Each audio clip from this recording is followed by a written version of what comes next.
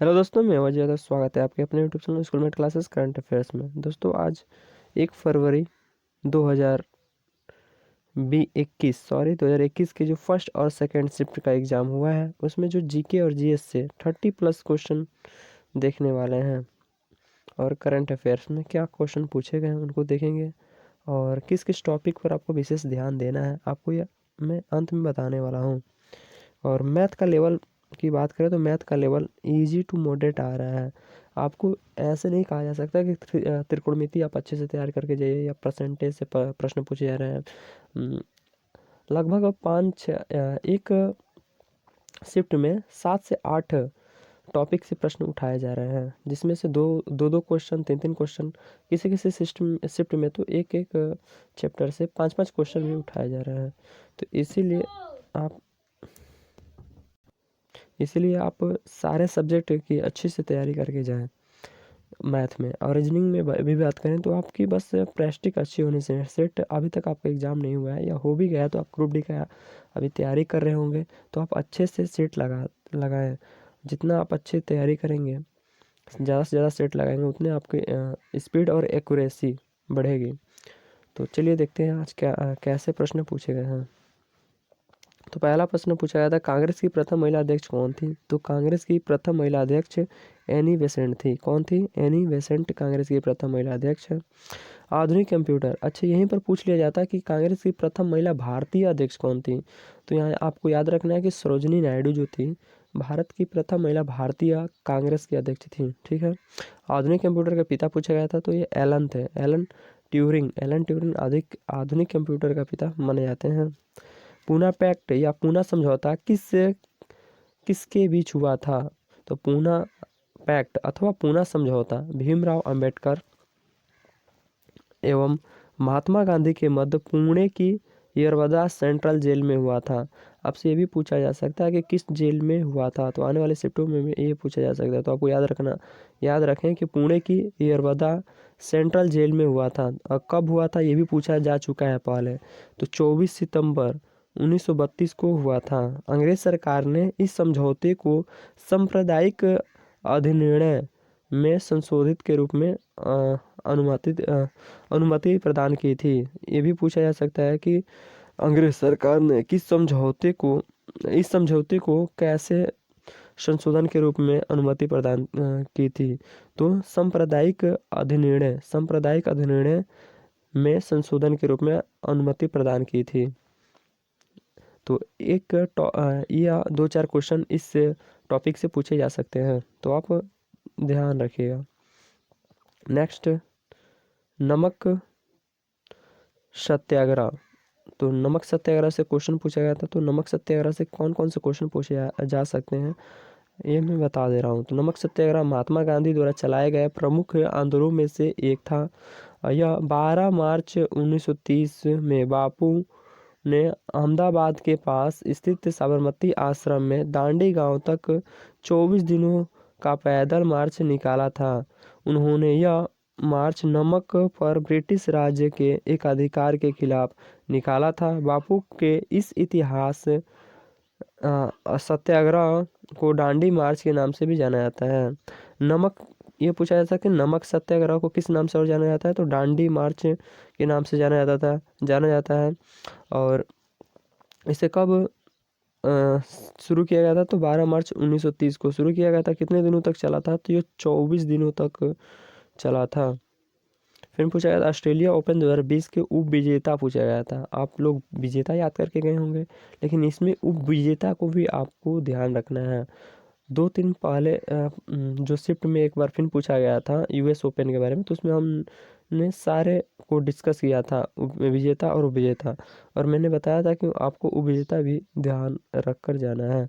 तो पुरुष एकल की बात करें तो विजेता कौन रहे? नोवाक जोकोविच है। नोवाक जोकोविच कहाँ से, ये भी याद रखना है। तो यह सर्बिया से बिलोंग करते हैं। उपविजेता कौन रहा है? डोमिनिक थियम जो ऑस्ट्रेलिया के हैं, डोमिनिक थियम, इनको हराकर नोवाक जोकोविच ने ऑस्ट्रेलिया ओपन के पुरुष एकल का खिताब जीता है। महिला एकल का खिताब की बात करें तो सोफिया केनिन जो अमेरिका की है, किसको हराकर जीती है? तो गरीविनेन मुगुरुजा को हराकर यह महिला एकल की खिताब जीती है ऑस्ट्रेलिया ओपन 2020 में। ठीक है, नेक्स्ट बात करते हैं महावीर स्वामी का जन्म पूछा गया था, कब हुआ था? तो महावीर स्वामी का जन्म 599 ईसा पूर्व में हुआ था। वैशाली गणतंत्र के कुंडलपुर में इक्ष्वाकु वंश के क्षत्रिय राजा सिद्धार्थ और रानी त्रिशला के यहाँ चैत्र शुक्ल तैरक को हुआ था। तो ये भी पूछा जा सकता है इनकी माता का नाम क्या था? तो त्रिशला था। इनके पिता का नाम क्या था? सिद्धार्थ था। दिलवाड़ा मंदिर कहाँ है? तो राजस्थान के दिलवाड़ा मंदिर कहाँ स्थित है? पूछा गया था। तो राजस्थान के सिरोही जिले में माउंट आबू नगर में यह स्थित है। मधुबनी चित्रकला से एक प्रश्न पूछा गया था। तो मधुबनी चित्रकला अर्थात मिथिला पेंटिंग मिथिला क्षेत्र जैसे बिहार, दरभंगा, पूर्णिया, सहरसा, मुजफ्फरपुर, मधुबनी एवं नेपाल के कुछ क्षेत्रों के प्रमुख चित्रकला हैं। प्रारंभ में रंगोली के रूप में रहने के बाद यह कला धीरे धीरे आधुनिक रूप में कपड़ों, दीवारों एवं कागज पर उतर आई है। नेक्स्ट, पेंसिलिन किस में आता है? यह पूछा गया था। तो पेंसिलिन किस में आता है? तो पेंसिलिन एक साधारण फफूंद है। तो पेंसिलिन क्या है? फफूंद है। यह एक प्रकार का कवक श्रेणी का मृत जीवी वनस्पति है। इसे नीली या हरी फफूंद भी कहा जाता है। यह सड़ी गली सब्जियों, कटे हुए फलों, रोटी, सड़े हुए मांस, चमड़े आदि पर उगता है। तो पेनिसिलियम आपको समझ में आ गया। तो पेनिसिलियम क्या है? तो पेनिसिलियम एक फफूंद है। वर्ल्ड हैप्पीनेस इंडेक्स से प्रश्न पूछा गया था। तो संयुक्त राष्ट्र ने वर्ल्ड हैप्पीनेस रिपोर्ट 2020 यानी दुनिया के सबसे खुशहाल देशों की रिपोर्ट जारी की है। विश्व में 156 देशों में यह पर तैयार की गई वर्ल्ड हैप्पीनेस रिपोर्ट को यह दर्शाती है कि उनके नागरिक खुद को कितना खुशहाल मानते हैं। यह रिपोर्ट वैश्विक खुशहाली की स्थिति बताने का एक ऐतिहासिक सर्वेक्षण है। और इसमें भारत की रैंक कितनी है? तो भारत की रैंक 144 है। ये आने वाले शिफ्टों में पूछे जा सकते हैं और इससे पहले भी पूछे गए हैं। नेक्स्ट बात करते हैं जलियांवाला बाग हत्याकांड कब हुआ था? पूछा गया था। तो 13 अप्रैल 1919 को हुआ था।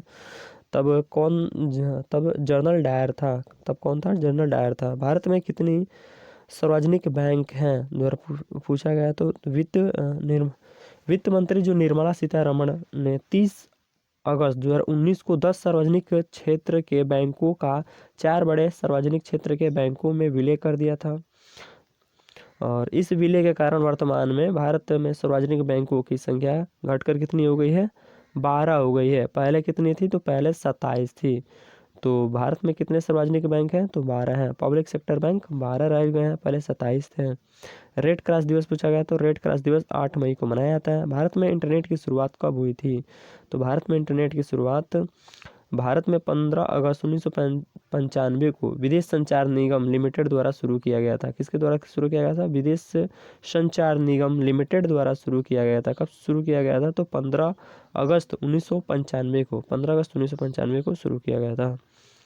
नेक्स्ट, एलपीजी का फुल फॉर्म पूछा गया था। तो लिक्विफाइड पेट्रोलियम गैस होता है। राज्य के नीति निषेधक सिद्धांत का वर्णन संविधान के किस भाग में है? ये पूछा गया था। तो राज्य के नीति निषेधक सिद्धांत का वर्णन संविधान के भाग 4 में है, जो अनुच्छेद 36 से 51 तक है। अनुच्छेद भी पूछा जा सकता है, तो अनुच्छेद भी आपको याद रखिएगा कि 36 से 51 तक है, किया गया है। इसकी प्रेरणा कहाँ से लिया गया? तो यह आयरलैंड से लिया गया है। इसे न्यायिक द्वारा लागू नहीं किया जा सकता है, यानी इसे वैधानिक शक्ति प्राप्त नहीं है। दीफू दारा किसको जोड़ती है? तो यह दारा 5068 मीटर की ऊंचाई पर उत्तराखंड की हिमालय श्रेणियों में स्थित है। यह उत्तराखंड को तिब्बत से जोड़ती है। किससे जोड़ती है? उत्तराखंड को तिब्बत से जोड़ती है। प्रकाश वर्ष की इकाई क्या है? तो प्रकाश वर्ष दूरी की इकाई है। सिंपल सा सवाल पूछा गया था। फिर देखते हैं नेक्स्ट जो शिफ्ट हुआ था 1 फरवरी को नेक्स्ट शिफ्ट जो पूछा गया उसमें कैसे प्रश्न पूछे गए हैं ये देखते हैं। तो पूछा गया था सचिन तेंदुलकर ने अपना 100वां शतक किस देश के खिलाफ लगाया था? तो ये 100वां शतक 2012 में किसके खिलाफ लगाया था? तो बांग्लादेश के खिलाफ लगाया था। और एशियाटिक सोसाइटी की स्थापना कब हुई थी? एशियाटिक सोसाइटी की स्थापना 15 जनवरी 1784 को थी। इसके पास 100 साल से भी ज़्यादा पुरानी करीब 52,000 पांडुलिपियां हैं, जिसका पहले चरण में डिजिटलीकरण किया गया है। Next, Lord Lord Lord William Bentinck से प्रश्न पूछे गए थे। तो लॉर्ड विलियम बेंटिंक से कैसे कैसे प्रश्न पूछे जा सकते हैं, आइए देखते हैं। लॉर्ड विलियम बेंटिंक भारत के गवर्नर जनरल थे। यह भारत के प्रथम गवर्नर जनरल थे। लॉर्ड विलियम बेंटिंक 1828 से 1835 तक भारत में शासन किया। तो पूछा जा सकता है कि भारत के प्रथम गवर्नर जनरल कौन थे? तो लॉर्ड विलियम बेंटिंक थे। उनके द्वारा सामाजिक सुधार, शैक्षिक सुधार, वित्तीय सुधार, सरकारी सेवा में सुधार के अनेक प्रयास किए गए हैं।